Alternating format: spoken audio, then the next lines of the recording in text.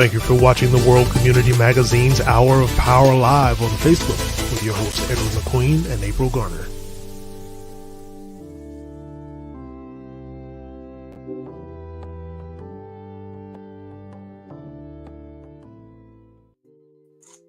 Oh, it's time for live broadcast, April. It is, Brother Edward. How are you? Boy, this is one of those times. We got the whole gang here to remind us of the past. Yes. Right? Yes, we do. And what we expect for the future. Yes. We expect big things. Big things. Big of things. Of course, the past was very, very glorious too. So, but anyway, good evening, everybody. And I'm your host, Ed McQueen. Of course, there's April Garner as our co-host. We just want to welcome everybody today to make sure that we make this one of your most enjoyable broadcasts. And we think it will be. Tonight we're going to kind of bring everything back into light in terms of a little past a little bit. And we're talking about the Whittemore community. The Whittemore is not just a school; it was a community and still is a community. So the Alumni Association has been doing a marvelous job in the past, and now the leadership has. The mantle has been passed, so to speak, or baton has been passed, and we want to get everybody acquainted with that, so that there won't be any mistakes done, and we expect good things. That's why we want to have our audience in discussion on that. All right, April? That's right. Absolutely. We are ready to make it happen.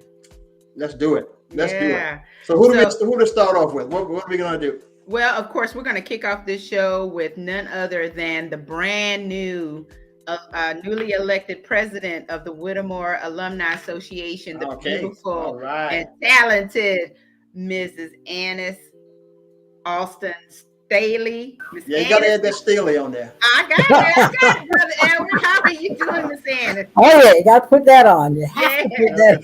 How are you doing this evening? Well, I am so excited about just having the opportunity of leading such an interesting group. But before I go any further, I want to thank the past president and his leadership in keeping this organization alive. Absolutely. Because for whatever reason, it's still alive. And that's right. It's our job now to move it forward. And I think that a lot of us left home because there was nothing here to do. Right. So we decided we was going to try to do something different. because it really wasn't working here. Yeah. But with the talents and the challenges, the opportunities that we made a path, I decided after being invited to this group that it was time for me to give back in ways that was really easy for me to do. So they chose to give me 2 years at the helm. And I'm going to try with the team that we put together to make that happen.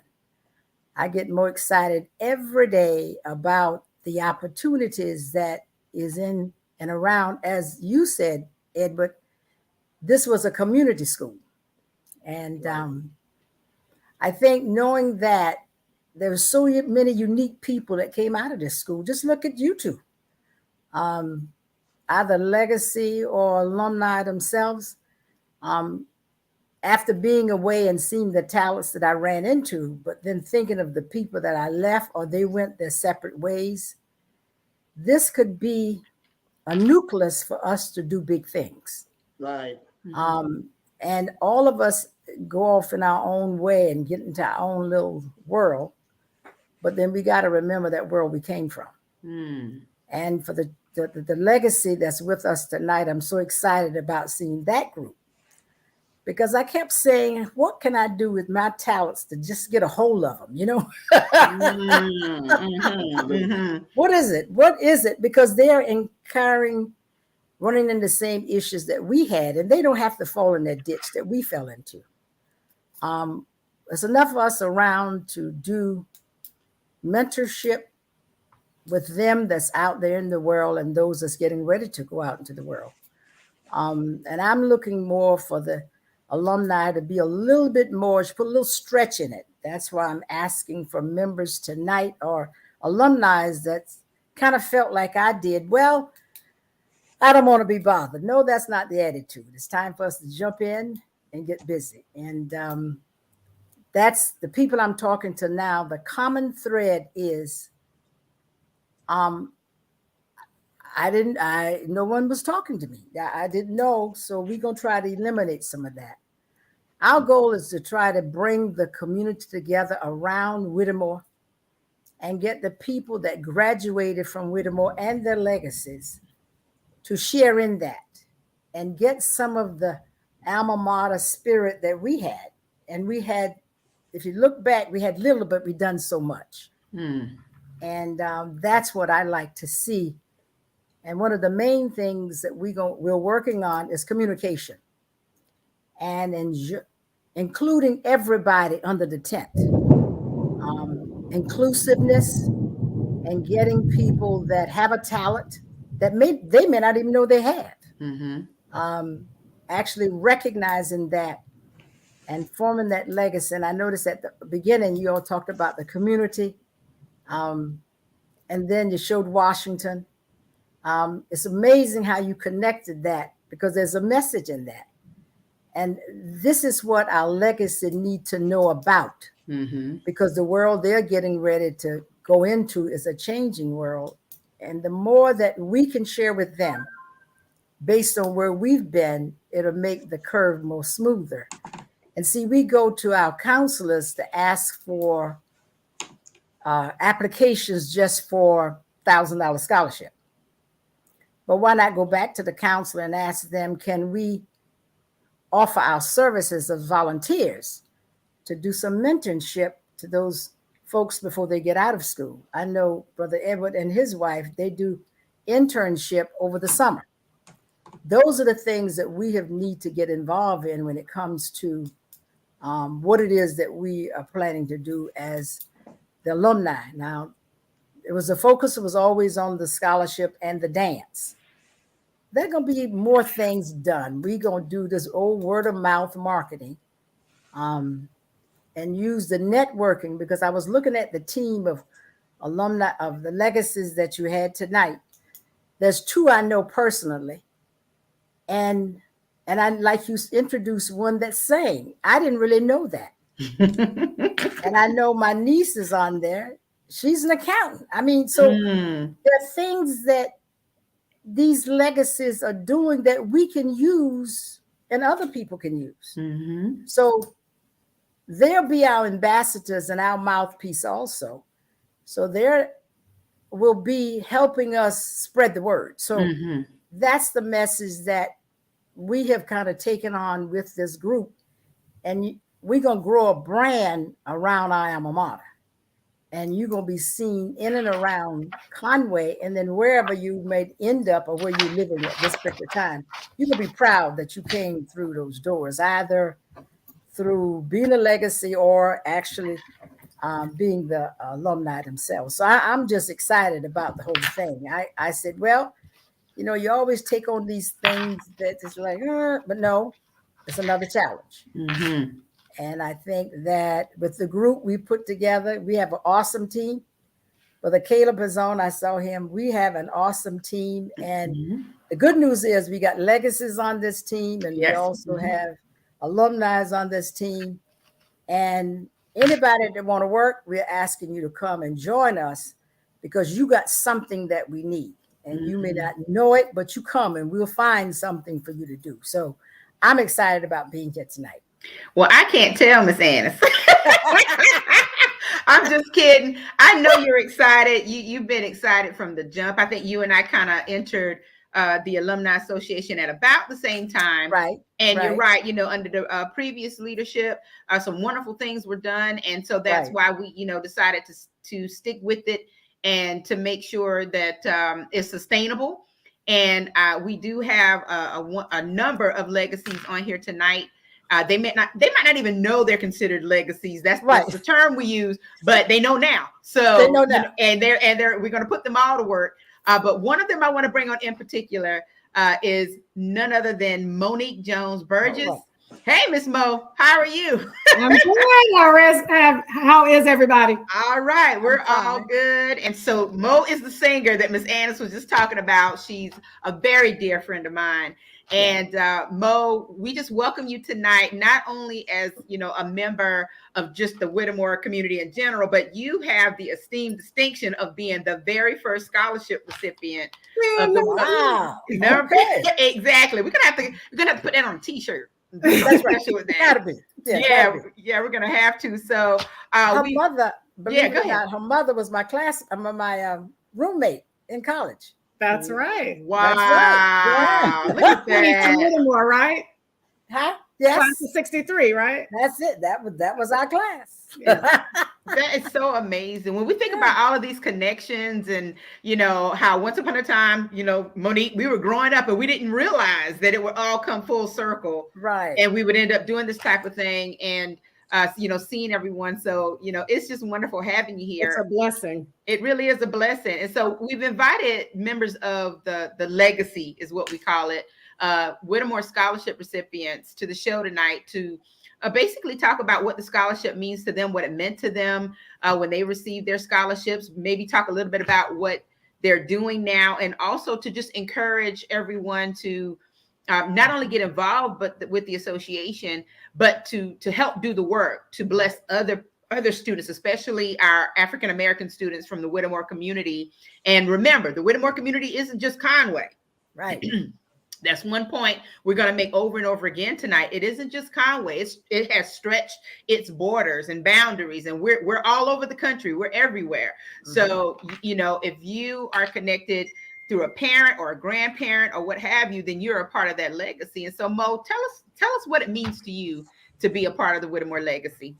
Well, my mother and my father were both proud Whittemore Bulldogs. Nice. So as someone, 1985 was the first scholarship, and that's when I graduated from Conway High School. So Miss Geraldine Gagem, who I'm sure everyone remembers, presented me with the scholarship. And it was such my parents were very, very proud. And it wasn't $1,000 back then, but when I tell you, it meant the world to us, because it was I was awarded like 3 scholarships at that point, but it was the first one that came through. And it just meant a lot to me to be able to receive something that came from my parents' heritage, Conway's heritage. Exactly. Purple and gold. Exactly. And you know, with that being said, I think I'm gonna we need to brighten this place. Look at the purple in the back. Yeah, I put the purple in the back. So there we go. There we go. There you go. So I am pleased to say that Monique and I are proud Gamecocks. And we both graduated from the University of South Carolina. Wow. We walked the campus in Columbia. We are Lady Gamecocks. We didn't play basketball, but we are Lady Gamecocks. And so we want to congratulate the Lady Gamecocks on that note. But yeah, Mo, I'm sure it was a tremendous thing. And as you know, being a college student, every little bit helps. I don't care if it's $5. Every little bit helps. It can. And, you know, back then, Miss Gagem said to me, she said, it's not much, but it'll help. And my parents was like, I'll be darned, it's not much. You know, it didn't mean that it was, I think it was $100. But man, in 1985, $100 getting, you know, going towards, that's a textbook. That's a meal, part of a meal plan. We were rich with $100 in college. Yes, ma'am. Okay. Again, we were very appreciative and very grateful for that scholarship. And April, you talk about full circle and what we're doing now. I work for the South Carolina Education Lottery. Isn't that something? We have scholarships. So I work for an organization that, you know, gives money to students. So just wanted to talk about that full circle moment there. Okay. Okay. And I want to recognize real quick, Linda Carter Davis is watching from Illinois, Whittemore High School class in 1962. My mom's class. We're glad you're watching, Miss Linda. Yes. Right. And that's a part of that full circle. It really is. So Mo, you know, you have two very handsome young men that you've raised, and I'm sure that they have aspirations for the future. And I have a daughter myself, and I know that, you know, when my daughter was thinking about going to college, you know, one of the things that I tried to impress upon her was that it was really important to stay focused, to, seek college opportunities, scholarship opportunities that align with her passions and goals. And I think that sometimes students, you know, they kind of lose sight of it because sometimes they feel like, well, you know, I don't know if I'll be able to afford college. I don't know if I'll be able to meet my goals. And so, you know, as you think about even how that little bit helped, what advice would you give the young people and parents who are, you know, in the process of preparing their college or their students for college? What advice would you give them about moving forward into the future? I would advise them, first of all, to apply for everything. Because there's lots of monies out there. Apply for everything. And if you're an African-American student and you are a Whittemore legacy, apply for that first. That's right. That's right. There you go. But one thing I do want to say is that education is definitely important, but not everybody is built for a 4-year school. And do not let anyone belittle you or tell you that you can't get a good education from a technical school and that you cannot make a good career from a technical school. Right. But you do need to focus on your inner talents, focus on your God-given talents, because a lot of people think that you can't make a good life or can't make a career out of those talents. You can. You absolutely can. That's right. Well, Mo, we're not going to keep you too much longer because we know that you have to go to rehearsal.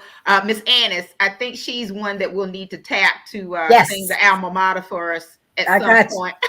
Got it down. And we have another singer in our midst. We're going to bring him on in just a moment. All right. Yeah, and we can do a duet because I know who you're talking about. Yes. Thank you all for having me. I really appreciate it. Thank you so much, my sister. And we'll talk again soon. Yes, ma'am. Thank you so much, everybody. All right. So, Miss Annis, you mentioned Caleb Brown. He is a part of the association, has been for a number of years, and is also the treasurer. I'm going to bring him on the screen now. Hey, Mr. Brown. Hello, everyone. Hi, Caleb. How are you? Just fine. So, Mr. Brown, you've been a part of the association for a very long time, and Miss Annis, I guess she's kind of the rookie. She's the newbie on the team. That's right. But and you've seen a lot as far as the growth of the organization, how it began, and you know about the goals in the beginning, and you know where we're trying to go. So enlighten the audience on what it is that you think needs to happen moving forward to make sure that, you know, we fortify the association to make it sustainable. Okay, well, I'll give you a little bit of a history. As Monique mentioned, she received her scholarship in 1985. We organized back then, but we did not get officially certified and registered with the Secretary of State of South Carolina until August 28, 1992. But now we start giving scholarships. We started out as a social organization just to bring the Whittemore community, as you mentioned, together. We wanted the people to come together, and we started with having that social affair dance around the Christmas period, and it worked very good for us over the years. It pulled all the people together who was coming from New York, Connecticut, and Illinois, and anywhere else. They would come during the Christmas time, and we'd fellowship together, and it worked out very good. But then years later, we decided we wanted to do something for the young people that's coming up behind us, you know, and so we decided to do the scholarships, and we started, I think, with, like Monique said, I think it was something like a $500 scholarship first year, and then later on we increased it to $1,000, and then we started doing $2,000 and $3,000, and then we was it $1,000 scholarship. Then we went to $5,000, and then I think we ended up with about 10 scholarship per year. And so I don't have the total figures with me, but I would say that we've over the last this year we'll be celebrating our 30th anniversary. Yes. Oh, wow. Will be 30 years that we've been certified with the Secretary of State of South Carolina as a charitable organization. So we will be celebrating our 30th year. Wow. And during that time, I roughly say that we have maybe contributed $140,000 to $150,000 in scholarships.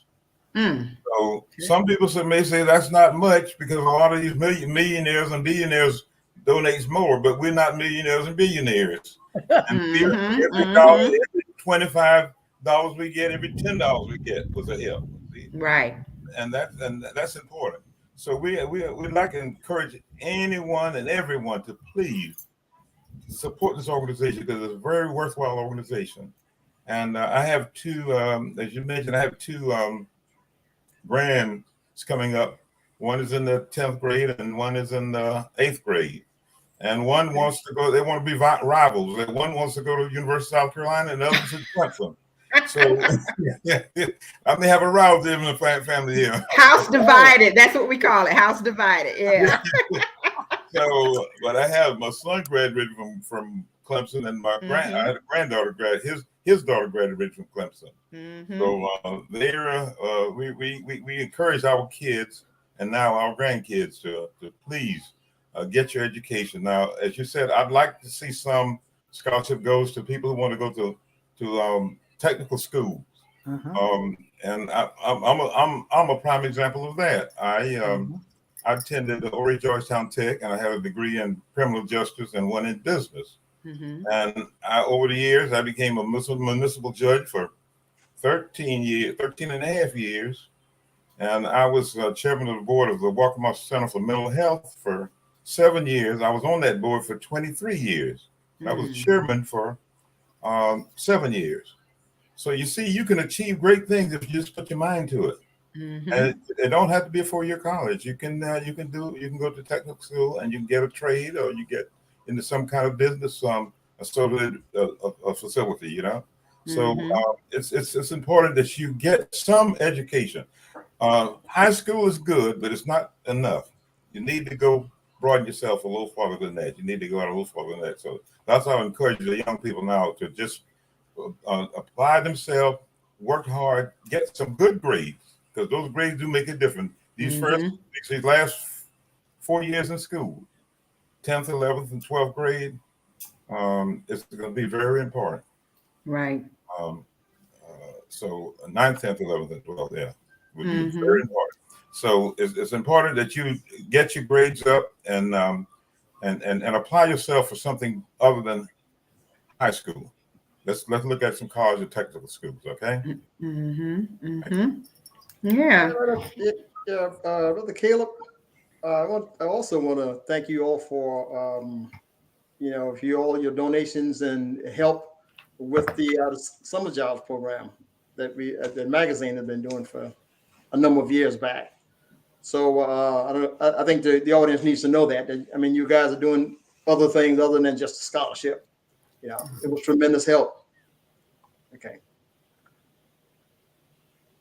Yes, we try to branch out where we see a need. We want to do that as well. We want to do things in the community because, as we mentioned before, we started out as a social organization. Then we went into scholarship. Then we decided to look at other things, other needs in the community where an organization comes and says they need help doing this. We'll do that as well. Our funds are limited, but we're trying to spread it out so everybody can get a little piece of it, and then everybody can benefit from our organization. Yeah, absolutely. Yeah. So, Ms. Annis, I know that as the Alumni Association starts to reorganize, there are some goals that you've set for the organization that include, as you mentioned before, the rebranding, increase in membership, better communication, more events, the ability, as Mr. Brown just mentioned, to distribute even more scholarships. So, talk a little bit about why these are the initiatives that you really want to focus on. I think mainly as a group, because we are so cross country, and everybody's not centered in Conway. I spoke of the communication piece. And I think that if we have the ability to communicate that common thread to our alumnus and their legacy, I think that only make us stronger. In Conway, what I've noticed that there's a kind of quiet, and it's not a myth, Conway is being changed, and Whittemore is not part of it. And I think the brand, we want to do a word of mouth kind of campaign to get that branding out there, using all of the social media that's available, because we're speaking to 2-3 different generations, and all of us hear differently. And being able to speak to all of those different groups. So through branding, better communication, and then giving a value to that brand. Right now, the value that we're looking for, in my opinion, my opinion was, it was a scholarship, and that was it. But there's so many other values that we can lend. So communication, better networking,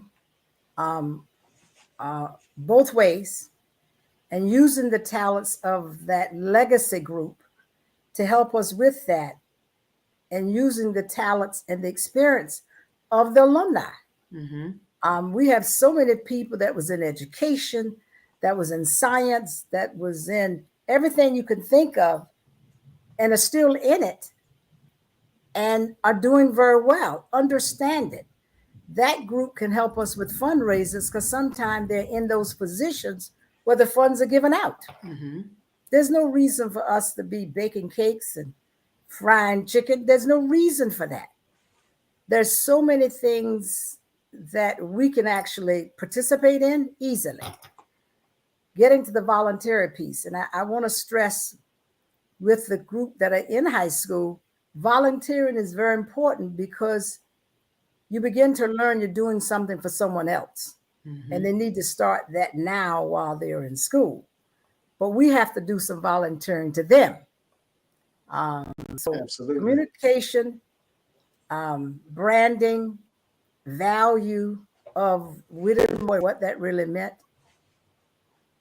And to speak on that value of letting the rest of Conway's community know that Whittemore, they took the school away, but they didn't take us away. Mm-hmm. We're still here. And the only way that stay alive is that we keep it alive.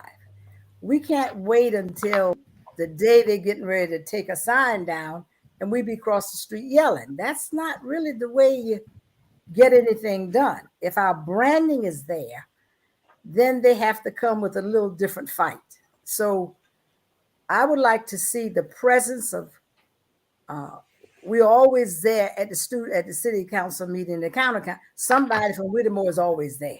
Mm-hmm. Because you're gonna see that from now on. Yeah, good. It's in the you know what I mean?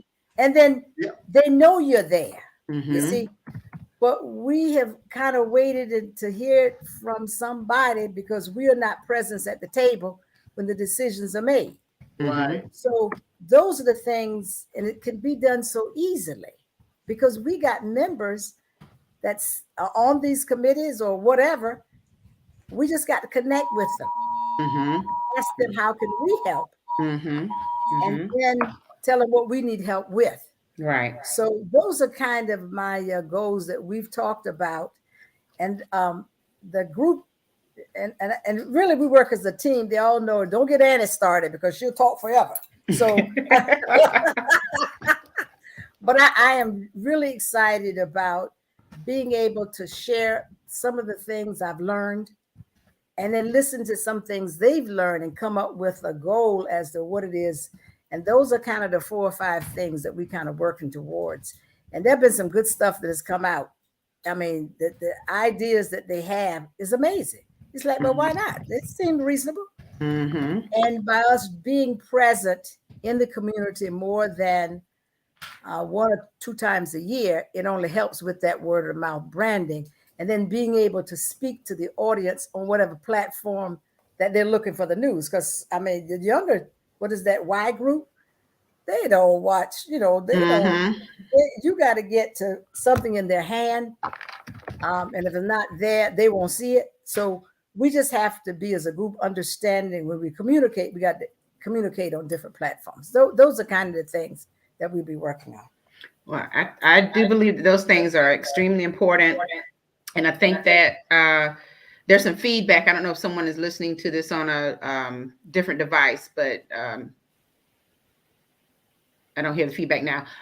But I think all that you said is extremely important. And as Ms. Marjorie McIver said, great goals. One of the reasons why I accepted the position that I have now with the Whittemore Alumni Association, because I'd like to see those goals and dreams or visions for the association come to fruition. And so I wanted to share with the audience who we have now as the new leadership. And it was definitely important to rally the leadership, to rally the current association and to get everyone re-energized to do the work, I think in a more fervent way. I believe that everyone was doing the work, and COVID certainly set the association back because the dance, you couldn't do the dance anymore and all that. It stalled out a lot of the momentum, but now it's time to get back to business. Part of that business now is making sure that, like you said, there's the Whittemore original alumni piece that connects to the Whittemore legacy piece, which, I'm a legacy, and everyone else that we'll bring on the show in just a moment, they're a legacy. Even Edna Bellamy DeWitt, who is a part of the leadership team, she's a legacy. So, looking forward to it, and just, cannot wait to see what we do. And, one of the reasons why I know you wanted to be on the show tonight, and we thought it would be a good idea to, showcase the new leadership and to talk about the direction, is that there are so many people who are watching who are connected to Whittemore High School. They are part of either, you know, the alumni group, the original alumni group, Right. or they're part of the legacy group. So it's going to take a village. It's truly going to take all of us to come together and make this happen. And it's not just about, like you said, the education support, social and civic support, but in unity, there is strength. Right.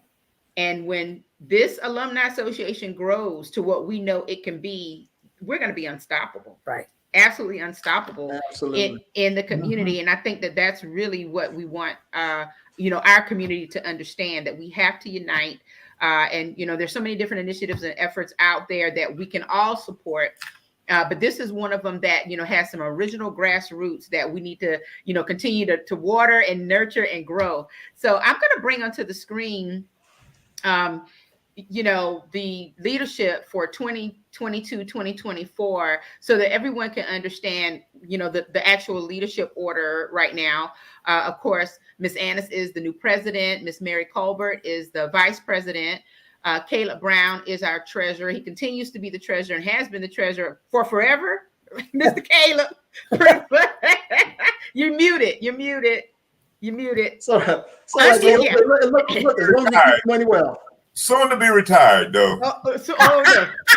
We can't retire until we find you a financial secretary. You can't That's retire. right. That's right. That's right. And so I'm on as the secretary, and actually learning a lot from Ms. Edna Bellamy DeWitt, who was like, I'm gonna pass this baton to you, you know. And so we're working together. We're kind of freaking frat on the secretary part. And then Shirley Jones, whose grandson is a scholarship recipient, and of course that means he's a part of the Whittemore legacy, is here tonight. But Miss Shirley is our parliamentarian. And so we have all of the committees that Miss Annis mentioned, from you know, marketing to membership, that we definitely need some help with and support. And there's a lot of talent in this area. So if you're willing to do the work to help us grow the association, come be a part of this. And so, Miss Annis, you want to explain to them how we're actually onboarding new members? Thank you, April. What we're trying to do is we're bringing new members on, and we do need members. But we want that group of new members to come and meet with the executive group. And the reason for that is we want you to come in and feel as if you're not being thrown into something that you don't understand or may not be up to speed on. And you will meet with the executives and kind of get down what your strength is, what you want to work in. So the executive group will, if they feel like, okay, that makes sense, or have you thought about this based on your history as the, you know, the talents you may have. And we feel that way you come in kind of like a buddy system, that you don't feel as if, oh, I don't really know these people. I may know this one, I may know that one. So we kind of bring you in under buddy system. So there's always someone you can call and feel as if they can't get to me, okay, who was my buddy? Let me talk about, and kind of bring you up to where the group is now. And that way you come to the regular meeting and feel as if you're part of it. We don't want anyone to feel that, oh, I'm not a member of the group. And no, you come in, and once you get the executive committee kind of place you where we have the teams already set up, and then that's your buddy. And, you know, you'll find yourself beginning to be pushed right out, brought up to speed, and you won't feel as if, oh my God, I don't know what to do. At least you'll have someone always to talk to. And we feel that's kind of a better way to come in, and you won't feel as if I really don't know what I'm doing. And you do know, but we're just going to reassure you, help build the confidence that it's not as hard as you may think it is. So that's kind of our method of bringing folks in. And the folks I've talked to that's coming in kind of like that way much better. So I think we're kind of on to something there. Yeah. So one of the ways that we talked about, or the main way that we're going to have I guess we can call it an onboarding or orientation, is via Zoom. So it's really easy for you all to connect with us as the executive leadership.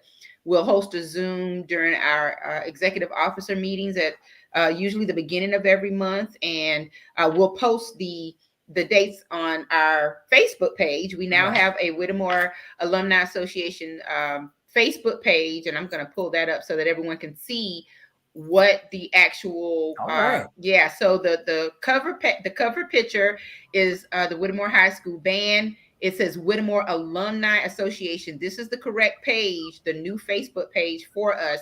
There's a page that exists, but it's an older page, and so if you're on that page, you're on the wrong page. If you want current information and to know more about us, this is the page that you need to make sure you like and follow.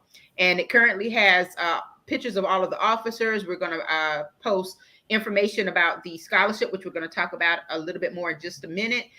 So make sure you take a look at our Facebook page, and there's a website coming soon as well. But the Zoom is going to be a real easy way for you all to connect with us, like she says, to just kind of find out more about what we're doing, so that when you have your first full meeting with the full organization and we're talking business and we're rolling, you won't feel, like you're a fish out of water, and you'll understand the dynamics of the group and a little bit better and what you can expect. So, Ms. Annis, I held up, or I pulled up onto the screen the list of the new leadership, but Brother Edward and we were working on something this afternoon that I also want to pull up. Are you ready for that, Brother Edward? The good parts. Y'all always have these surprises. The good parts. Blame it on Brother Edward. I will. Don't shock us now. Don't shock us. So you're pulling something out the archives right now. Something out of the archives. That's a good way to put it. Look, that's just a tip of the iceberg, okay? There you go. There you go. And of course, we have to make mention that Brother Edward and Sister Joella are also Whittemore alumni. So this is natural. This is totally a natural fit for both of them. Yeah. So all of the officers are not present tonight. Brother Caleb and Miss Annis are here, but we'll fix them. So we will. So this is Miss Mary Corbett. Okay. Whittemore High School 59, and you can thank Brother Edward for like you said, going into the archive to pull up their high school pictures. And and who is this? Okay. Miss Annis was Miss Whittemore High School 1963, and there's your picture as well. Wow. Look at Brother Caleb. Brother Caleb, you hadn't aged a bit. Okay, Brother Caleb. Boy, you were sharp back then. I'm telling you. Things have changed over the years, though. 1964. Wow. And then Miss Shirley Bellamy, who was actually Miss Shirley Bellamy Jones, yes, class of 1969. I can see her grandson backstage. He's looking like, wow. Isn't that amazing? I'm gonna bring him in just a moment. So we're going to get into this lovely young lady in just a moment, but Miss Edna DeWitt says she's here. Yes, Miss Edna, you are here, Whittemore Legacy, and thank you for watching tonight. We should have had you on the screen, though. That's right. But hey, so there's a lot more that came from, just like Brother Edward said, and we're going to do a lot more with our archives, and I love it that Linda Carter Davis is watching tonight, because that kind of gives me a segue into something we talked about in terms of the membership and the fact that, one of the best ways for us to connect with the members who are still with us is through class presidents and class connectors like Miss Linda Carter Davis. So, if you're listening and, and you have a way to do that, please be in touch with us. Be in touch with Miss Annis. You can be in touch with me. And, we want to definitely develop the database and grow it. And, we're not trying to sell this database or anything like that. It is, strictly confidential, proprietary information that we'll use only for the growth and elevation of the Whittemore Alumni Association. But it's going to take the class connectors and class presidents to help us connect with, all of the members of their classes. So, Ms. Annis, talk about why that's important. April, can I ask while you're on it? I don't want to lose my mind on this, but but the legacy that's behind us, if they, I'm sure some of their grandparents attended Whittemore. If they have any photos, any memorabilia that they think that we can use we'll get it, we'll use it, we'll return it back to them. Okay. And I think that will go a long way to like spreading out for membership in the Alumni Association. I think that helps everybody. So don't think that any photo is too old or whatever. Just if it's connected to your grandparents who attended Whittemore, your parents or whatever, just let us take a peek at it and see what we can do with it. Okay. Absolutely. So we're going to take a little break, and then we're going to come back and talk to some of the legacy members who are here today, our scholarship recipients, and Brother Edward. We're also going to have Marcus McCullough, who is our WCM Live correspondent, and he covers a lot of things across the city and then brings us all this good news back. So if you guys will give us about 25 seconds, we'll be right back. All right.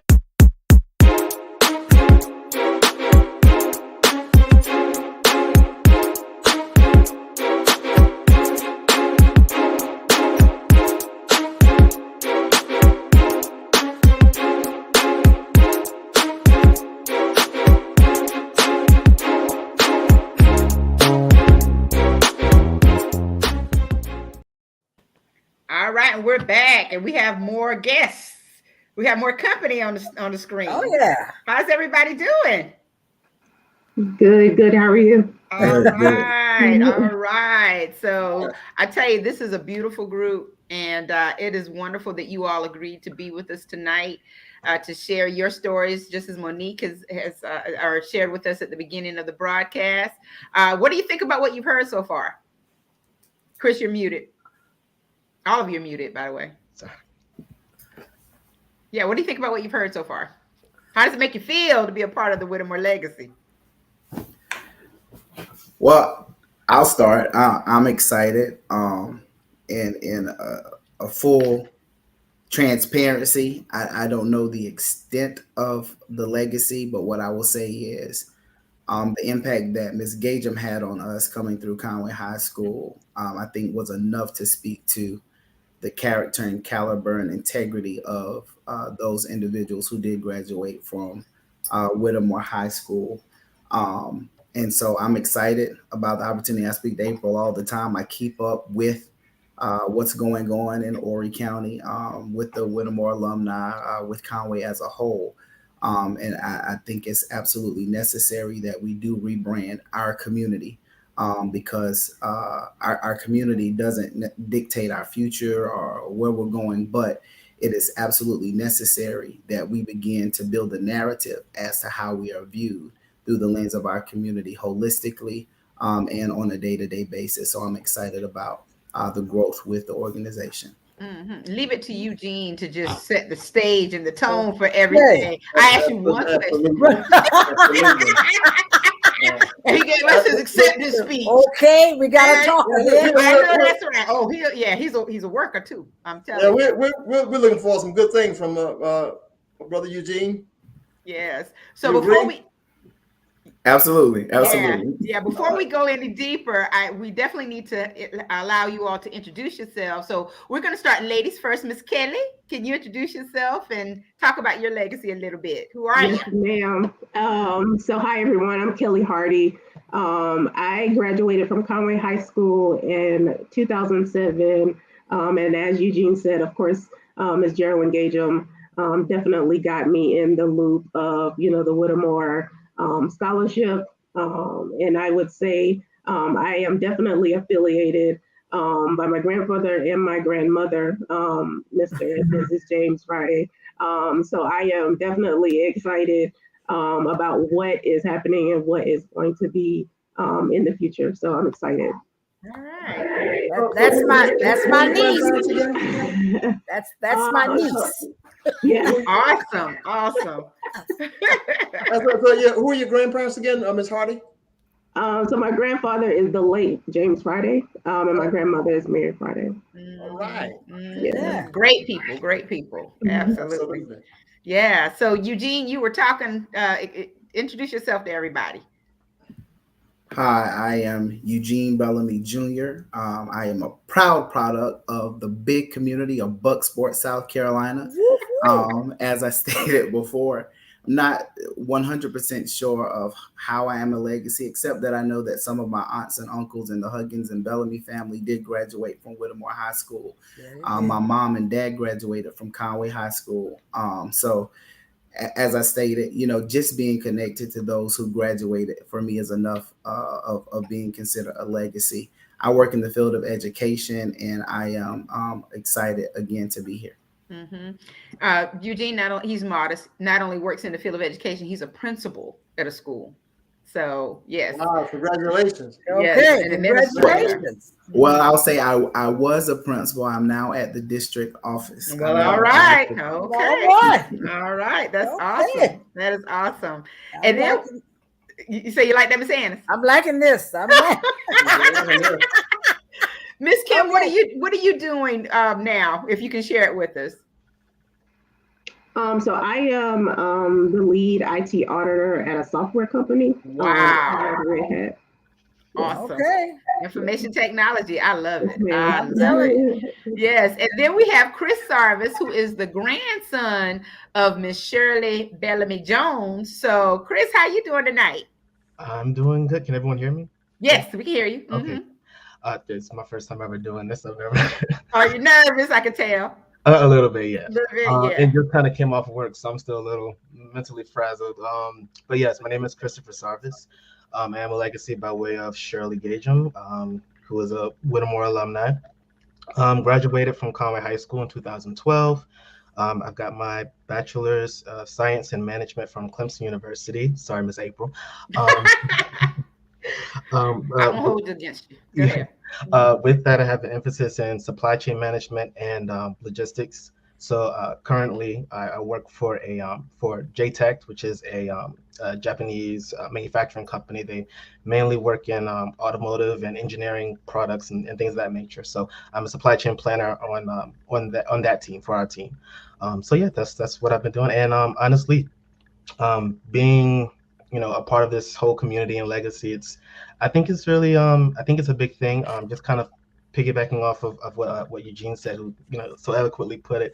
It's a good way to have this holistic community of people.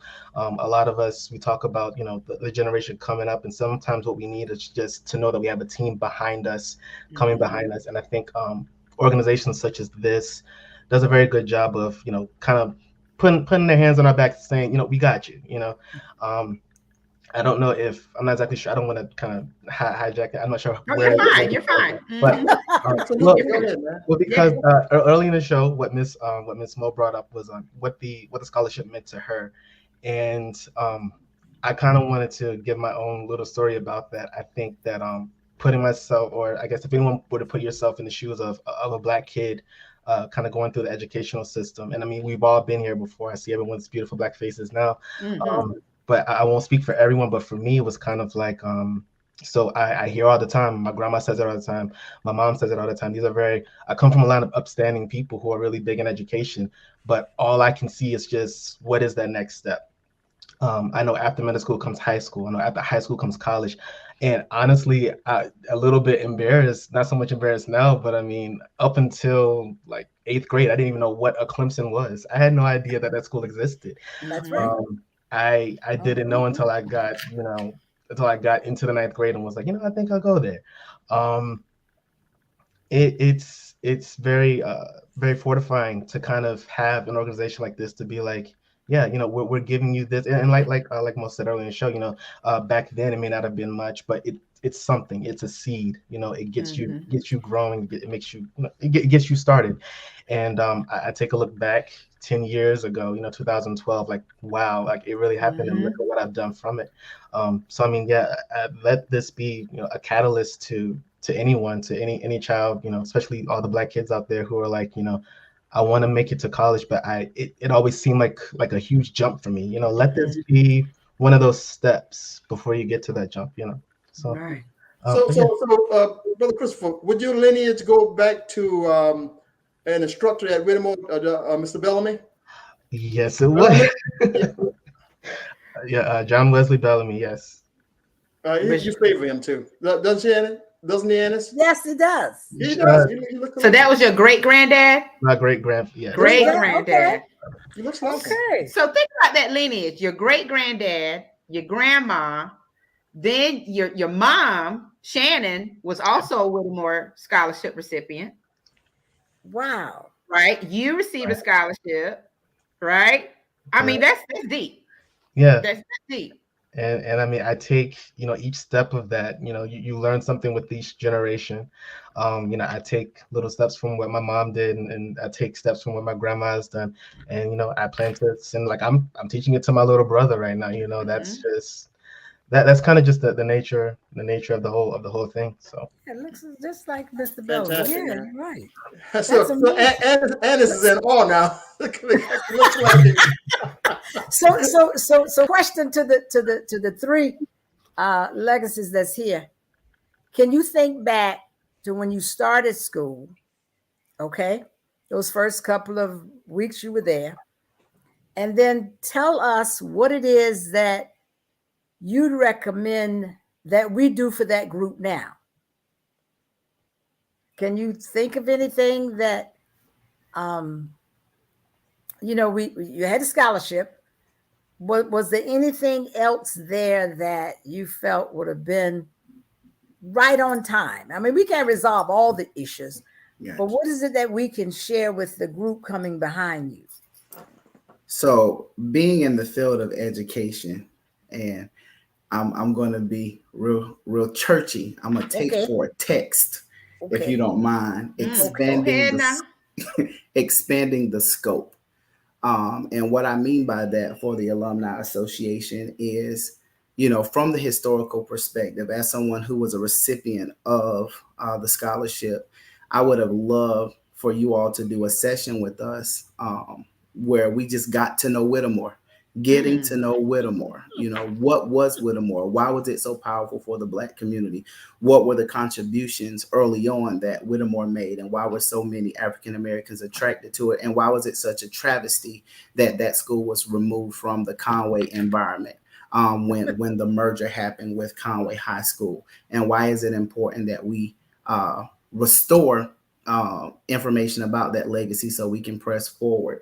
Beyond that, financial literacy. I think one of the biggest things that's killing, our community is that we don't understand credit. We don't understand savings accounts. We don't understand 401(k)(b)s. We don't understand any of those things when we come out. Whereas our counterparts, they are aware of how to save.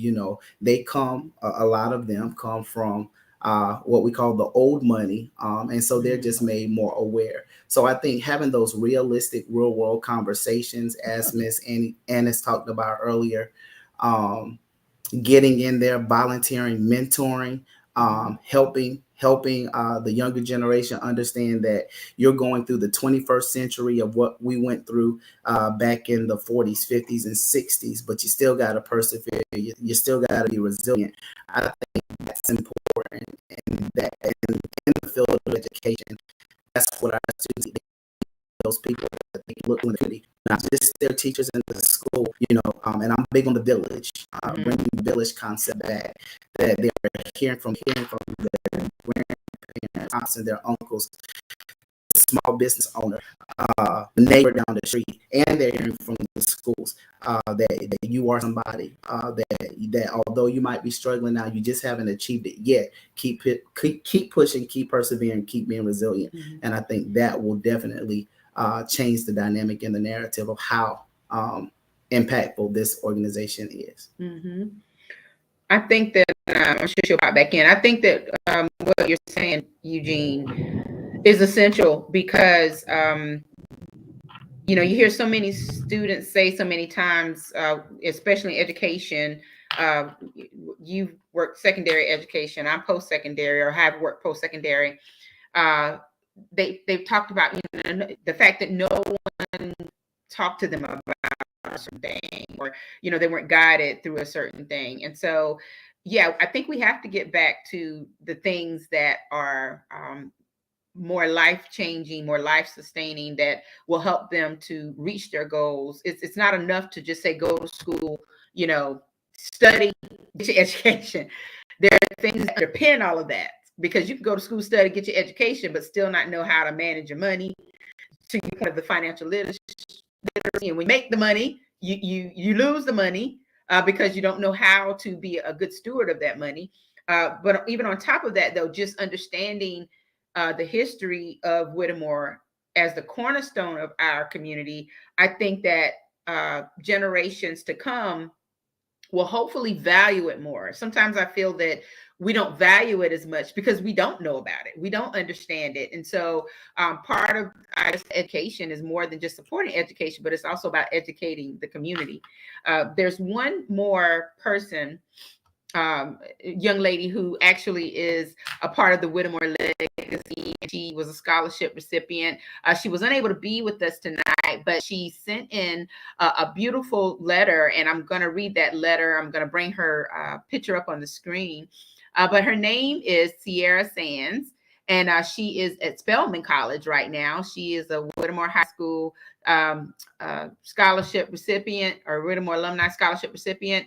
Her grandmother is Celia Jordan Sands, so you all may be familiar with her. She attended Whittemore in 1960 to 1963. So Sierra sent a letter to us, and just a thank you to the Whittemore family. And I think it says a lot when you have young people who can articulate how much the Whittemore legacy means to them, how much the history and the support means to them. Just like Chris says, just knowing that someone cared enough to, extend that kind of support is awesome. So she says, greetings, Whittemore alumni. I hope that you all are well. I wanted to take this time to thank you for awarding me your organization's annual scholarship. It was an honor to receive the scholarship. The funds have helped pay for several of the costs associated with attending college, including tuition, meals, books, and supplies.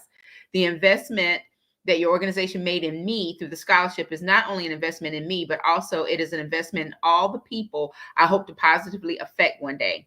I've been at Spelman College for about a month and a half. I'm enjoying my classes and getting to know new people. I also enjoy the city of Atlanta and all that it has to offer. I'm very active on campus and have joined several organizations. I was appointed to the Residence Hall Association's Community Leadership Council.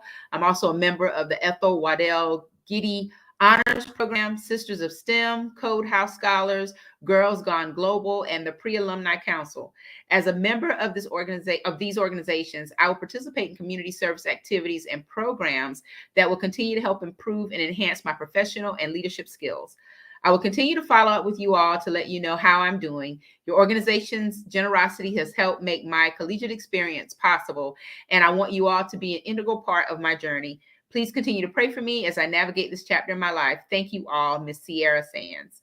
So that's a powerful, powerful message from Miss Sands. And it actually, I think you all have the same sentiment when it comes down to what she's talking about and, how her village has supported her. And, just like Eugene said. So Brother Edward and Mr. Caleb, when you were listening to that letter, how did it make you feel as Whittemore alums? It made me feel great. It makes us feel like you're really, the effort you put into this is really worthwhile. And sometimes, when we get out there in the fields and we work hard and we toil and we don't get any feedback, we feel like we just throw our hands up and say, is it worth it? But when we get feedback like this, positive feedback, it makes us feel really good that what we're doing is very, very, very well worth it. Mm-hmm. Mm-hmm. Yeah. So how about you, Brother Edward?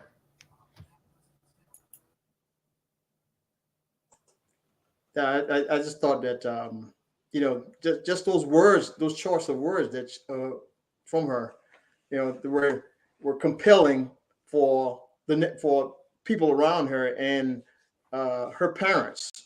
I might add that, I think her grandmother, who was Miss Sands, she had a brother, Jordan, who just passed, who was prime football player. Is that right, Caleb? Yeah, the class of '64, yes. Yeah. And to see that lineage right there coming from her. I mean, that's all. It was all worthwhile. Okay, it was all worthwhile. So yeah, I want to wish her very well. Wish her well. Hopefully she can come back and probably once this thing starts rolling, she can come in and be a keynote speaker. You know, all of the people. You know. And you know, one of the things I wanted to share with the audience, thinking about Mr. Jordan, Nathaniel Jordan, which is a classmate of mine. He was a classmate of mine. 6 months before his passing, his wife contacted me. She saw me at the bank one day, and she said, "My husband wanted to give you something," and she wrote out a check for $100 toward the organization. And 6 months later, he was dead. He died. Wow. Very sorry about that. I really am. Yeah. So that's not good news. Okay, you know every time somebody from Whittemore passes, I don't care what relationship was when during my year there, 4 years. You know, now you don't look at the bad. You look at the things that you want to love about them still being here. Okay, and sometimes it hurts me deeply when it's a passing of somebody who I never communicated with in school. And the fact that you're right, right. The mere fact that they were there, and because of their being there, made it what it was. Okay, and what it still is going to be. Okay, because I see a lot of vigilance here. I see a lot of effort among the young people on the screen who are sincere, and they want to see a continuation of this legacy. I applaud you. I applaud you very well. You know, I don't apologize. It took me out, but I was determined to get back on. It's like, no. I was struggling, but I was determined to get back on. And when I got off, legacy development speaking, and he was like, I had set him up because what he said was what I was looking for. Are we on the right path? Are we filling those gaps that, you see, sometimes we think we give you a check and that's done, but there's more that we can do, and we have to hear from you to tell us, are we in the right vein, that really affect the group? Because we think, okay, well, we did that. Well, and that's kind of my vision, to say there's so much more to be done, me thinking of it on this side, but to hear you say it, to say, yeah, it was, if we just could have had that little more connect, that little more pulling us together and talking about the financial piece, to not even know what a credit score is. Oh, there's more, there's something else. What is that? Those are the things that we as alumnus have experienced now. Those are the things that we can share with you. And then other folks won't have to be telling you their version. Because see, we look at our credit score a little bit different than they look at theirs. So we have to put other things in our equation. So it was good hearing you say that, because we missed the boat and we can't figure out why, but there's so many people around that can help. So I didn't set you up. I mean, I was digging for that, and you brought the message. Now, I don't know what everybody said because I was off. So I wanted to speak to that, but it was good hearing that coming from a young man that been a principal and now works in the district office. And I'm sitting here trying to think, oh, Monique, she got out of here, but she works with the lottery. Okay. Kelly, all right, I got something for her to do. And Christopher, got something for you to do. Now I know Miss April got all the numbers, and we'll be communicating with you because, see, me and Brother Caleb, I think we're the oldest one here, right, Brother Caleb? And we're getting tired, mainly not in spirit, but we're here for the wisdom. You guys are here for the strength. And the only way, I'm sorry. Brother Edward, you're muted. Yeah, you're muted. Mm-hmm. Okay, I said during your next meeting, as a group, Don't say anything wrong you don't want to say, because April is like her situation will say about that, okay? She will bring it back. I mean, this lady keeps me on the straight and narrow. You know, it's like, no, you're not supposed to be doing this. You're supposed to be over here. It's like, okay. That's right. That's right. But you need that. Now that we've gotten of age, that we can appreciate that. Believe me. We can appreciate that. It definitely is good to have it. It's good to see the legacies, because that's really what's going to carry this on. Mm-hmm. And the only thing I can see, they just looking for the marching orders, because they got their running shoes, and let this thing run. And I would like to also say that to the groups and classes that out there, I know a lot of the classes have their own individual classes and they're doing their own thing. And I can appreciate that. But I also would like, because you are a legacy of Whittemore, or because you're alumni of Whittemore, you know, it's just a family, and you can't choose your family. And it is what it is. So you may not necessarily want to say, I want to participate. I beg the different. I'd like to see you give this a shot. And I think once you see it up and running, you want to participate. And as April said earlier, the numbers and the contacts that you may have that we'll be asking for, we're not going to do anything with the numbers. Trust me, there isn't going to be any selling of anything. But we want to let them not only know, and if you notice, we haven't asked for any money tonight so far. But that's the marketing aspect of it. We haven't asked for any money because we want to make money and contribution as a byproduct. The product is working with our community, and we don't want asking for money is the only thing we talk about. Mm-hmm. So when we come for $1 or $2 or whatever it is, you would be glad that they say, oh, I want to participate in that. That's where we want to pump this organization to be, that people will be looking to say, okay, where do I put my pledge? And that's the whole focus, because if we're not going to be followed by the dollar, we want the dollar to follow us, because we're going to do the branding of Whittemore and get that alma mater back where it's supposed to be. So white folks will remember. I guess I can say that, Mr. Everett, right? You can say it. Slid that in. Okay. They will remember. It's like, oh God. So that's really, you know, we all got to be proud, because that's really where we came from. And for those who didn't get a chance to go through Whittemore, you missed something, because from what my understanding, once you get to that next level, it's hard to make that work, but you had to. So Annis, to our legacy that's coming up, do you all have any idea that the first community college was at Whittemore? Wow. Okay. That's right. That was the first community college, and we're going to present photos of that probably in another segment. That was the first community college. So that's the history that Eugene's talking about. That's what Eugene was. That's what Eugene's talking about. You know, not knowing that we could have a whole. We could have. We don't have to worry about critical race theory. No, we won't. They don't have to write it, and they don't have to teach it. We can do that. We can do that. Know? But that's interesting. I didn't even know that.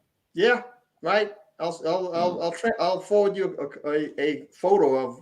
It was headed by Mr. Finney. Okay. Amazing. First junior college. I think you're right. They call it. Yeah. Okay. It's called Eastern Community College. Wow. Right. That's amazing. It's Eastern Community College. I think it lasts about 3 years, and then I guess people took note of it. Then up pops, local college. Yeah, but that's another story. That's another story for another time. So to my legacies, are y'all hearing what I'm hearing? Conway had an HBCU. Is that what? Correct. We had an HBCU. Absolutely. That's right. Absolutely. Eastern Community College. Whittemore birthed an HBCU. Wow. That's right. That's something else there. That's amazing. That's powerful. And somehow or another, that was erased. Well, it was erased partly. Okay, you really can't erase history. Everybody's been trying. You really can't, good or bad. Okay. But that's amazing how that just kind of never. I'm not gonna say it was purposely, or you just leave it out there for you to come up with your own version of it, basically. Yeah. But that's amazing. Yep. We're going to show the photo maybe at our next broadcast, maybe, or broadcast after that. Great. That's amazing. We need to dig into that. Dig into that more. It's a real nice photo. I mean, it shows all the names of all the instructors who participated. Wow.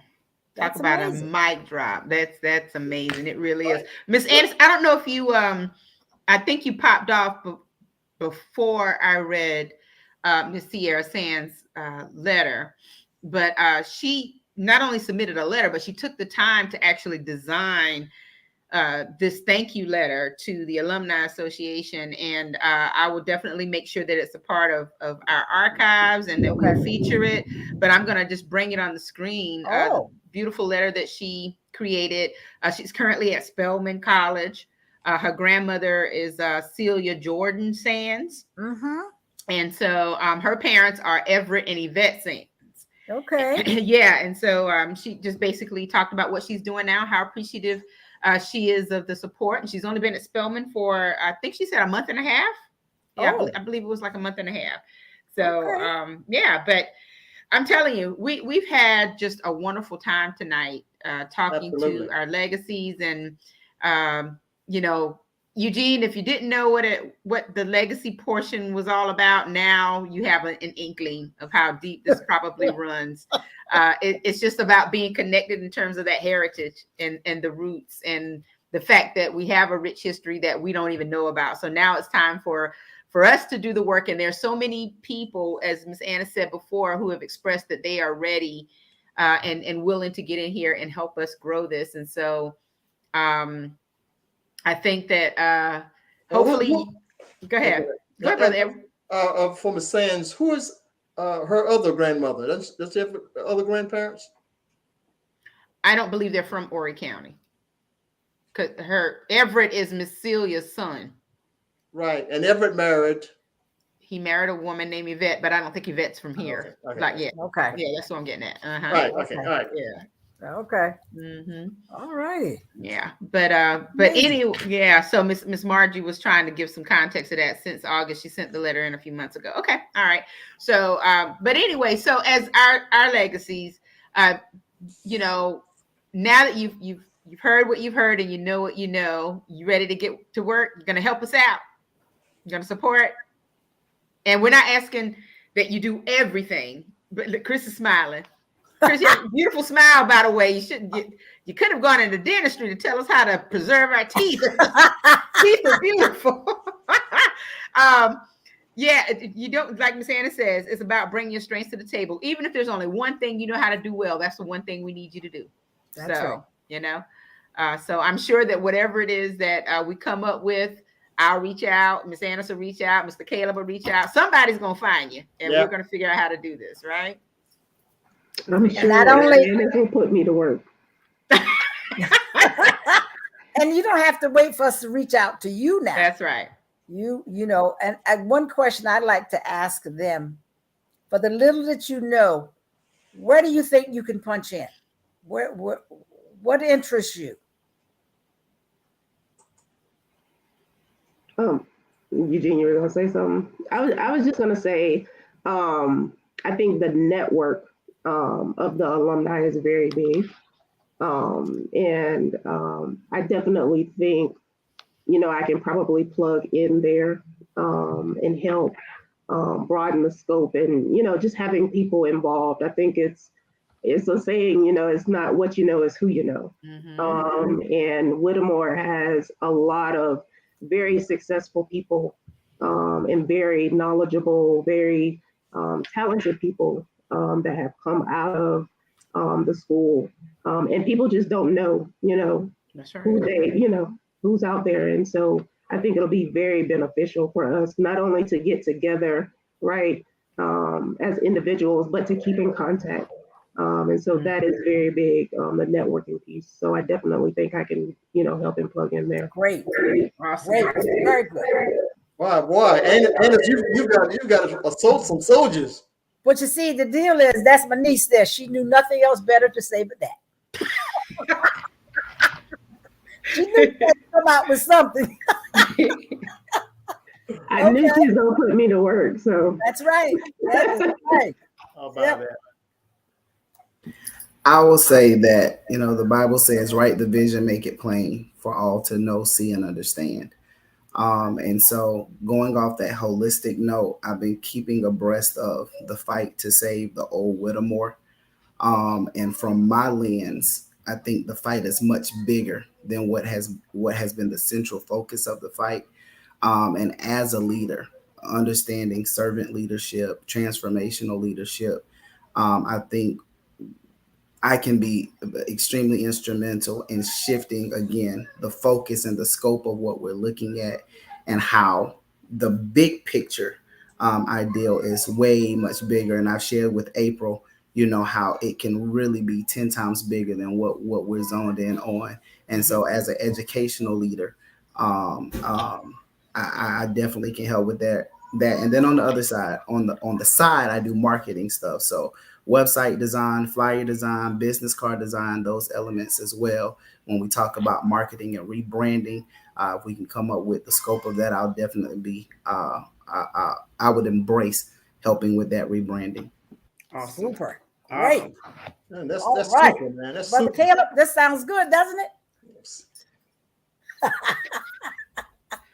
Just wonderful. I like what I hear that young man saying. That's right. That's right. Be glad to work with him. Oh, so Mr. Sarvis, you're muted. Yeah, sorry. I mean, I think that the community is very vast and it's very rich in history.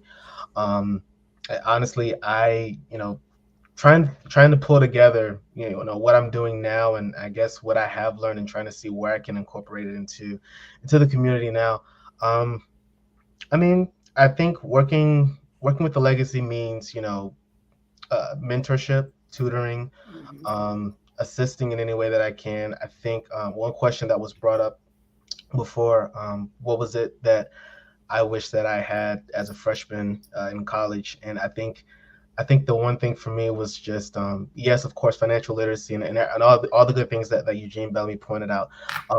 But I think for me, it was just having someone who is maybe just a tad bit, maybe closer to me in my age, not quite older than me, but still has that mentorship relationship.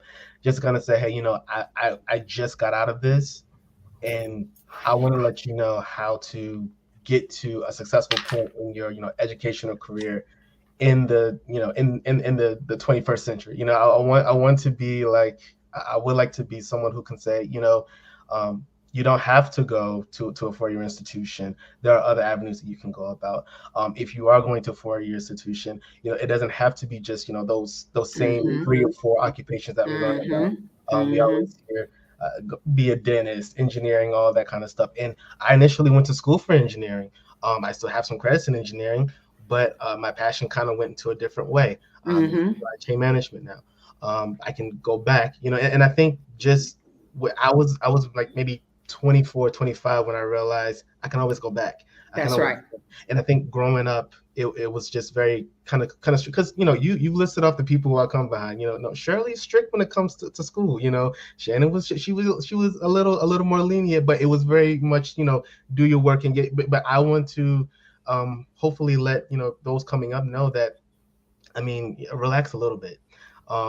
It's okay to fail. Of course, not to make it. Not to make it, something that you should just be, oh, I failed. No. I mean, you failed, but I think what something that I really needed, because I'm working on it now, in the job that I am with now. If I don't get something done exactly the way I want it, or when it's done right, and again, this is very anecdotal, but sometimes I'm hard on myself. And that's something that a lot of younger kids kind of go through. In fact, I think that the reason why we can't reach some of them is because we're very strict on them, and we turn our noses down on them, or we look down on them in a certain way, and all of that. And I think that if you have someone, maybe a group of us, or the legacy people who have just been there, we know the social landscape of how things are in 21st century. Like, hey, let us be some tour guides for it. It's not going to be easy. It's going to be difficult, but it doesn't have to be unmanageable. So I think that's just something that I would like to help assist with, as far as being part of the legacy community. I think that's a wonderful idea, and it goes back to, I think, something all of you have kind of brought into the focus tonight. This organization exists to do a number of things, but the main thing is to provide that scholarship support. But I think one of the things Ms. Annis was talking about tonight is just an extension of that. Whereas, if we recognize early on some young people who need a little bit more support, they maybe wavering a little bit, or they're not sure of what they want to do, and we're actually grooming them for whatever the future holds for them, whether it's a college path or a career path or what have you. That prepares them for more than just receiving that scholarship check. It prepares them to succeed on the other side of high school. And so there's definitely, some things that we can do, even speaking to those potential scholarship recipients, just a thought in my head, if we identify people who are interested, or students who are interested, talking to them, having these real world chats with them about what they can expect and how they can prepare, prior to their applying for the scholarship. So there's so much work that we can do. And I'm just completely excited about this. And the excitement is definitely there across the association. The members of the association, who were there long before I came on board and got involved like this, have done a tremendous job of keeping the association intact. Absolutely, yeah. Brother Caleb, yeah. President Galloway. I don't want to start naming a whole lot of people because I don't want to miss anybody. I hate doing that. But I mean, there are some people who have really been there over the years, and Mr. Caleb, he would definitely know who they are and what they've contributed. So, we need to honor that as a part of the legacy. And so I hope that the idea here that we've expressed is all about making sure that the alumni come together with the legacy, and we continue to uplift and build up the association, to grow the association, to do some things that are outside of anything that we've done in the past, or that was available to the community in the past, because there's work to be done. And if we don't do it, who's going to do it? And if we don't do it effectively, if we don't really take charge to make sure that our children are successful, then who's really going to do it? So I appreciate all of you for being here tonight. Chris Sarvis, Kelly Hardy, Eugene Bellamy, Monique Jones Burgess, even Sierra Sands sending in that beautiful thank you letter, and she's gorgeous, isn't she? Her beautiful photo. It says a lot. And you all are so successful. I'm like, you know how much brain power is on the screen right now, Brother Edward, and just Chris, Kelly, and Eugene. Oh my gosh. It's amazing. And that's the kind, we want to pass that energy on to others. So Chris, you said a mouthful there. Caleb was probably saying, well, I'm glad somebody's coming. We have to find an accountant, because somebody who loves numbers, because Mr. Caleb needs some help. We need to find those numbers. Yeah, love those numbers. Love the numbers. Love the numbers. Yeah, but Caleb, kudos to your group, man, Caleb, and you and Miss the lady who's all the rest of them. Like April said, don't be calling any names because you're going to leave somebody out. But kudos to the whole group, including the president. The good and the bad. You went through some storms, you weathered some storms, and man, you're still there. Okay. Thank you. I'll relay the message. Thank you. Yeah, you're still there. Absolutely. So our meetings, I think Ms. Annis probably lost her internet connection again. So I'll go ahead and say our meetings are every third Sunday, or the third Sunday of every month. If you are interested in becoming a member, joining the association, we're hosting monthly onboarding or orientation meetings where you will come and meet the executive officers via Zoom. So if you're interested, just inbox us through the Whittemore Alumni Association Facebook page. If you can access my page, you can just send me a message or text me if you have my number or whatever, and I'll make sure that you get a link so that you can join us just for like the first few minutes of the meeting. We'll talk to you, kind of let you know where we're going, what we need, and hear from you, just like Ms. Anna said, about how you can be a part of this. And then once you've had your initial meeting with executive officers, you can then start coming to the full meetings or the meetings of the full body on the third Sunday of the month. And so again, it was a pleasure having all of you here. Mr. Caleb, we got a lot of work to do. And y'all already working me, but that's all right. That's all right. We're all working. And so if you want to be a part of us, come on and join us. So we're going to let y'all go tonight, but we do have Marcus McCullough here. We're going to bring Marcus on before I let you go, because I want to hear what Marcus thinks about what he's heard tonight. He always gives us a kind of a good synopsis of what he takes in. So how are you, Marcus? Doing great. And as a member of a Whittemore legacy, my grandmother, Miss Vera Great at the time, Vera Brooks now, Miss Whittemore, 1957. I know Mr. Carroll knows her very well. They're very good friends.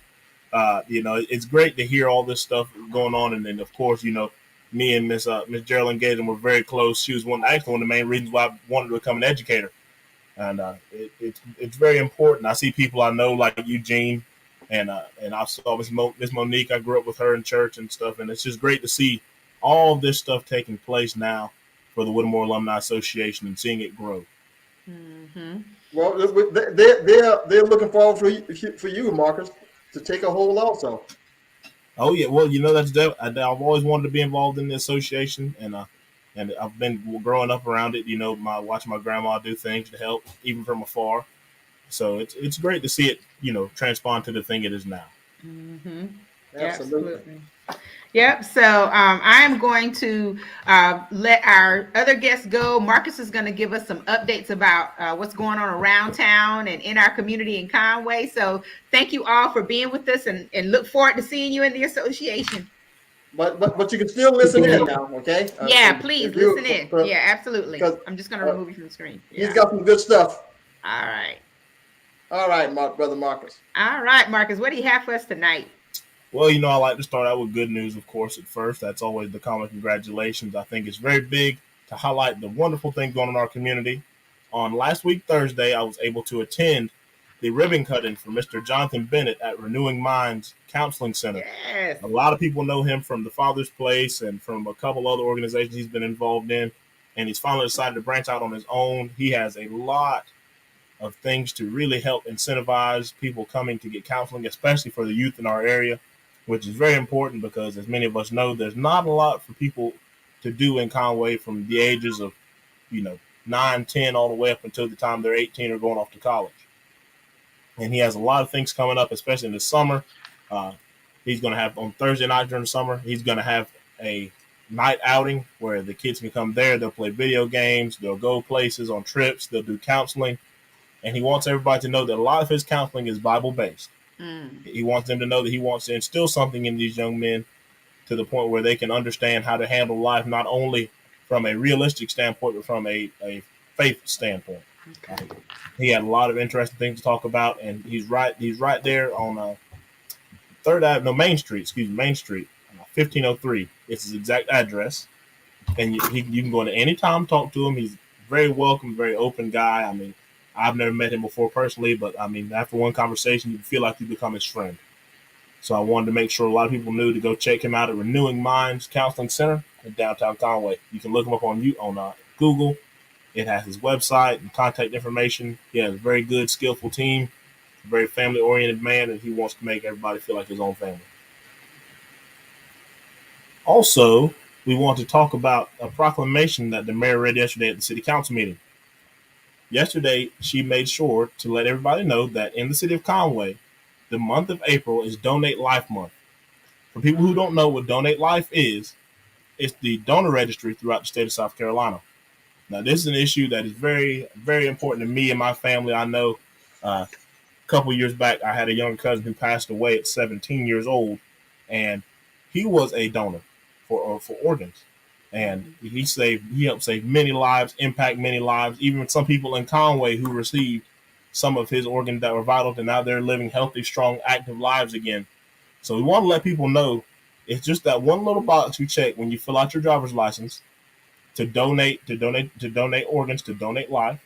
I mean, they have a lot of different rallies, events, and fundraisers, things of that nature. We want people to check them out at donatelife.org. A very important organization, and I mean, nothing bad can come out of it. It's totally good. There's no downside at all. We want to make sure people understand that. We got some. So from more council meeting updates, the city of Conway has approved 4 new tennis courts to be researched. 4 new tennis courts at the rec center in the patch of grass that backs up to the Chick-fil-A. They're going to have 4 new tennis courts and pickleball courts taking place over there. 2 sports that a lot of people really don't know a lot about, but they're very fun to take part in. If you're looking for something new to take up, a new hobby, they said the courts will be done approximately around June or early July. Very fun events take, and plus it's a great way to get outside and enjoy the weather, and it's good for your health to stay active. Very important. Yeah. Also, they're going to be resurfacing the basketball courts and tennis courts at Collins Park. For anybody who's been out there recently, you can tell there's cracks in the concrete and in the paint on the basketball courts and on tennis courts. Now, I know myself personally, I use the basketball courts more, and those are very important because anytime you go out there, there's always somebody on the basketball courts, whether it's 8 o'clock in the morning or 6 o'clock in the afternoon. There will be at least 3 to 4 people on those basketball courts. They're very important to the community. I mean, a lot of people, you can go out there and play basketball for free. It's good, another good way for exercising to get outside. So it's very important that you stay abreast on things like that taking place. Also, speaking on the rec department, there has still been no permit from DHEC on the Smith Jones pool. Now, this is something that all of us here can get involved in. You can go to DHEC's website and voice a complaint about the fact of what's on the holdup that's taking place at Smith Jones pool. Many of us know Smith Jones pool is a very prominent pool during the summertime. It gives a lot of kids somewhere to go, gives them an outlet instead of having to either sit at the house or find something else to do that may not be as productive or safe. And it also takes a lot of stress off parents who can't get their kids into summer camps. So we want to make sure people understand that you can go to DHEC's website and voice your complaint about the Smith Jones pool. Very important, very prominent. Make sure that you get out there and help support the community because this is something that affects all of us in a way, in some sort. Awesome. That's all we got. Now we have our community announcements for upcoming events for the week. You got a packed one, so go ahead and get your pen and paper ready. This is okay. So we'll start out. Ready. Yeah, we'll start out with Friday night. Friday night is City of Conway night at Coastal Carolina for the baseball team.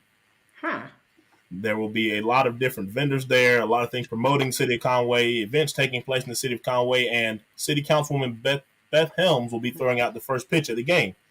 But they have a lot of things. If you show that you're a resident of Conway, South Carolina, discounts on the concessions and things of that nature, also discount tickets. You can make sure to find that at ccubaseball.org. And that's a big one. Here's another community. April 9th, there will be a floating egg hunt. Floating egg? Department. Yes, a floating egg hunt. So here's a little detail about that one. This will take place at 10 o'clock in the morning at the Conway Rec Department pool. There will be over 1,000 different festive eggs floating around in the pool, and there will be 8 lanes in the pool, 8 swimmers allowed at a time on a time limit, but it's open to everybody. It's totally free. And so if you're looking for something for the family to do, get the kids out the house, help them burn off some energy so they don't run you crazy, take them to the rec pool at 10 o'clock on Saturday morning. Now, if you have a child who is unable to swim, then you can get in with them and you can go on the more shallow end of the pool and still participate in this event. That is such a cute idea. This event is going to take place until 1 p.m. Oh, Ashley Smith says it's free. Thank you for watching, Ashley. Hey, look, he's a free. Hey, that deserves the free 99 banner. The free. Oh, yeah. Let me pull up Brother Edwards free 99. We got the free 99 banner. I know he loves that banner. Let me see if I'm gonna make one for him. April, we better patent that. Yeah, see, people gonna start stealing if you don't patent it. That's a big deal. Yeah, there's a lot. Now, let's see. Got one more here for you on April 11th. There you go. There it is. There's a free 99 banner. Oh, goodness. That is so funny. On April 11th, Congressman Tom Rice will be at the old train depot doing a public meet and greet, and he's going to be doing some talking. This is another free event that's going to take place. The time has not been determined yet, but they said that if you look on Tom Rice for Congress.org, that's the website. Look at me go. I'm remembering all this stuff. If you look on his website or just type in Tom Rice, it'll take you to his website. You can find the times and in his upcoming events tab, but that's something very important. A lot of people need to be abreast about this because the election is coming very, very soon. Right. Very, very soon. So we want people to know about things taking place in the community. Also, yesterday at the meeting, there was no public input. Oh, really? For people who hear me talk about this, they know I'm very, very, very involved in public input. I want people to come out and voice their grievances and concerns in the community.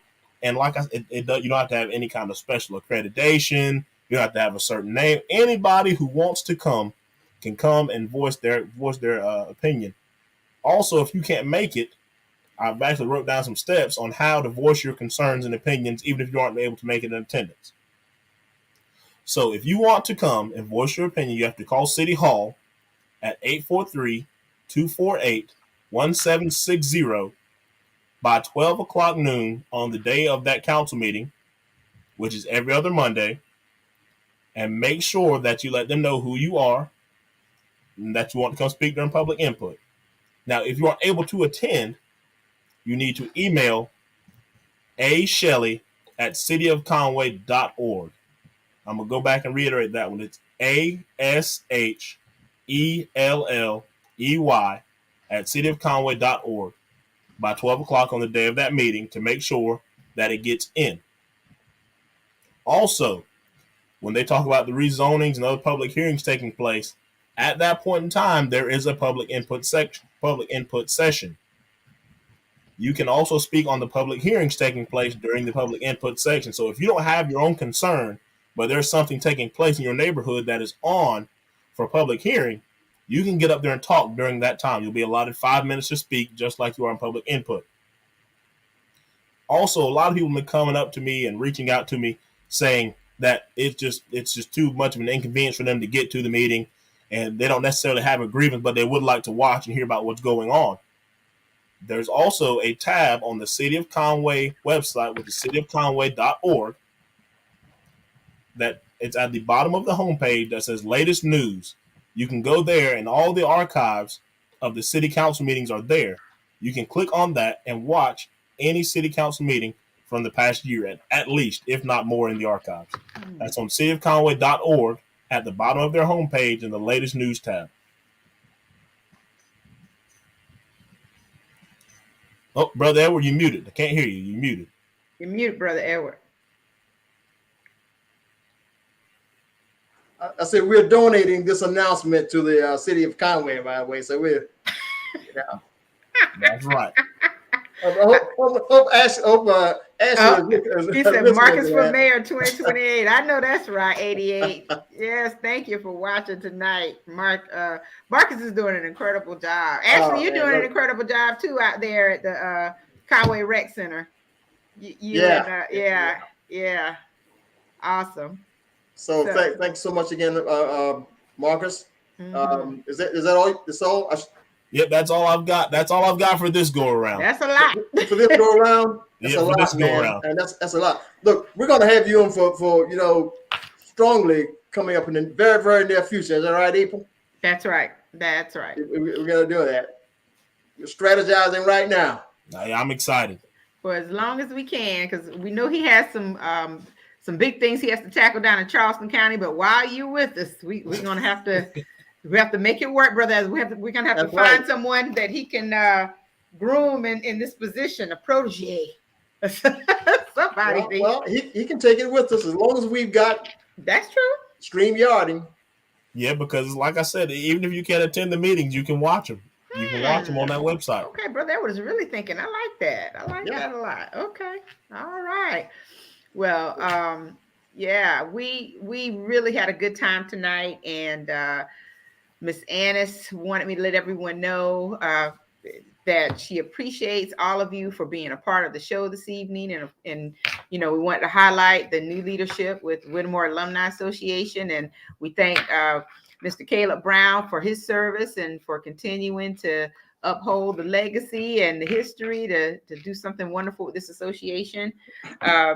I also have a quick personal statement from Shannon Sarvis, who is Chris's mom and Miss Shirley's daughter, John Bellamy's granddaughter. Right. Right. So she says, I felt honored to have received the scholarship as a descendant of a family of Whittemore alumni, and even more elated as the mother of a recipient years later. The Whittemore Alumni Scholarship has become a pillar in our community, and rightfully so, as it serves as a reminder of the importance that our ancestors placed on education and still do. I'm excited to see it highlighted, and I hope to see exponential growth. So thank you, Shannon Sarvis, for that statement, and we're certainly going to use that as we move forward with our marketing efforts, because we want to make sure that people see the fruits of the scholarships. And I think highlighting the scholarship recipients is one way to do that. So Linda Carter Davis, thank you so much for viewing and tuning in all the way from Illinois. We really appreciate you. I appreciate you. And we hope to connect with you so that we can build this network that Kelly talked about and grow the membership. So Brother Edward, we've had a great night. It's been almost 2 hours. Yeah, almost 2 hours worth of a great night. Yes, and I have an early morning, so it's time to end this party. But Marcus, thank you so much for being with us tonight. I really do appreciate it. This was great. Yeah, it was a pleasure as always. Mm-hmm. All right. Absolutely. So listen, to our audience, just God bless, and we're going to see you again next week. Yep. Okay. Same time, same bat channel. Same time, same channel. There you go. All right. Well, take care, everyone. Have a good rest of your week. Thank you for watching the World Community Magazine's Hour of Power Live on Facebook with your host Edward McQueen and April Garner.